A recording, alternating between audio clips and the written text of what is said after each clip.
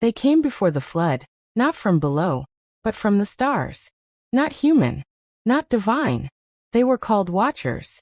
And the Book of Enoch, a text once considered sacred, told us exactly what they did, why they fell, and what their return would look like.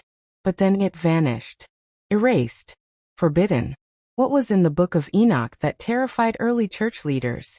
And why are modern scientists, governments, and theologians all noticing the same chilling signs? The watchers may be returning. This is the story they never wanted you to hear. This is the untold connection between ancient prophecy, modern abductions, and the rising darkness across our skies. Because what happened in the days of Noah is happening again. And Enoch saw it all. Before there was a flood, before there was Moses or David or even Abraham, there was Enoch. Genesis 5 verse 24 says, Enoch walked with God, and he was not, for God took him. No death. No grave. Just taken. But Enoch left behind something more valuable than any tomb. Knowledge. A written testimony of what he saw, and what he was shown about the end. His book, known today as the Book of Enoch, is one of the most mysterious and controversial ancient texts ever discovered. Written thousands of years ago, it describes angelic rebellions, heavenly realms, spiritual warfare, and a judgment so severe that even angels tremble. And at the center of it, the watchers. According to Enoch, 200 angels descended from heaven onto Mount Hermon in the days before the Great Flood. They were supposed to watch, not interfere, not descend. But they saw the daughters of men, and lust overcame them. They broke divine law and took human women as wives, producing monstrous offspring called the Nephilim, giants, hybrids, violent destroyers of the earth. Enoch writes that these beings taught humanity forbidden knowledge, sorcery and spells, weapon-making, astrology and signs, root-cutting and enchantments. Humanity advanced, but not in righteousness, in corruption. And the result was a world filled with violence, chaos, and sin so great that God decided to wipe the earth clean. The Book of Enoch was known and quoted by early Jews and Christians. The apostles were aware of it. Even Jude in the New Testament quotes it directly. Behold, the Lord comes with 10,000s of his saints to execute judgment. A direct quote from Enoch 1:9. So why did this book disappear? By the 4th century, church leaders considered it too dangerous. It spoke too openly of the spiritual realm. It described angelic rebellion in detail. It offered visions of heaven and hell that didn't align with emerging theological control. So it was branded non-canonical. Hidden. Buried in the deserts of Ethiopia. But God preserved it. And now, in these final days, its pages are resurfacing. Because the story isn't over. Jesus said in Matthew 24, As it was in the days of Noah, so shall it be in the coming of the Son of Man. So what happened in Noah's day? Fallen angels mixed with humans. Nephilim roamed the earth. Violence and sin consumed society. And the judgment of the flood came. Today, we're seeing shadows of that era return. Asterisk a rise in supernatural encounters across the globe. Asterisk UFO sightings acknowledged by governments. Asterisk sleep paralysis and visitors resembling ancient beings.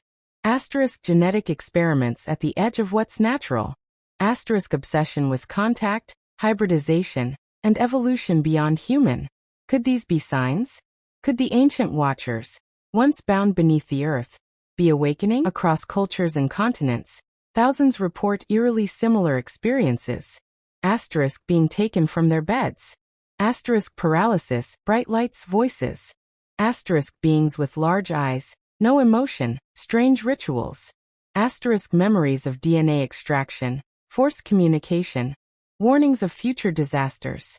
It sounds like science fiction. But in Enoch's time, these encounters were real. And they were called something else. Angelic abduction. Not aliens. Not from distant galaxies. But ancient spiritual beings, some fallen, some divine, continuing a war for the souls of humanity. Could the alien agenda be a deception? A modern mask for an ancient rebellion? Genesis 6 says, There were giants in the earth in those days, and also after that. That phrase, and also after that, haunts theologians. After the flood, the Nephilim appeared again. We see them in Canaan, as the Anakim and Rephaim. We hear of Goliath and his brothers. We see nations of hybrids destroyed under God's command. Why? Because the bloodline of Messiah had to be preserved. This wasn't racism. It was spiritual warfare. The enemy tried to pollute humanity, so the promise of Genesis 3 verse 15. The seed of the woman would never be born. But Jesus came. And now the war has shifted. From physical to spiritual. But it's not over. There are whispers, stories that refuse to die. Giant skeletal remains found and buried by institutions. High-tech militaries guarding cave systems and ancient structures. Bloodlines in power tracing roots to gods of old. DNA manipulation accelerating beyond ethical control. In labs around the world, experiments are being done that echo the teachings of the Watchers. Mixing species. Artificial wombs. Digital immortality. Playing God. The tower is rising again. But judgment always follows. According to Enoch, after the flood, the Watchers who rebelled were imprisoned in the abyss, under chains of darkness, awaiting judgment.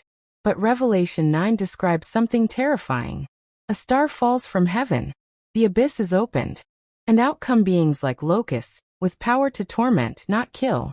Could this be the release of those fallen ones? Jude 1 verse 6 says, "And the angels which kept not their first estate, he has reserved in everlasting chains under darkness unto the judgment of the great day." The Bible and Enoch agree. They will be released. And when they are, the earth will tremble. The Book of Enoch describes the future with chilling clarity. Stars falling like figs. The rise of the elect one. A messianic figure who judges the wicked. A great tribulation, where the righteous suffer, but are preserved. Angelic armies descending for war. And a final resurrection, where the righteous shine like the sun. But Enoch was shown something else, something urgent. That in the last days, knowledge would increase. And hidden books would be revealed again. Why now? Because we are living in the days Enoch saw. The Book of Enoch closes with warnings, but also hope. It says the righteous must cling to the name of the Lord. That only through him can we withstand the deception coming. That those who remain pure, unmixed, undefiled, will walk in light when the world falls into shadow. It speaks of a judgment, yes. But it also speaks of a coming king. The Son of Man. The righteous one. Jesus. And he is returning. But before he does, the Watchers may rise again. We are not alone. We never were. But there are two sides in this war. Those who fell, and those who were sent. The Book of Enoch wasn't removed because it was false. It was removed because it was dangerous to darkness. Now it has returned. And the Watchers may not be far behind. The only safety is in the blood of the Lamb. The only light in the darkness is Christ. Choose him now. Because what Enoch saw is not coming. It has already begun.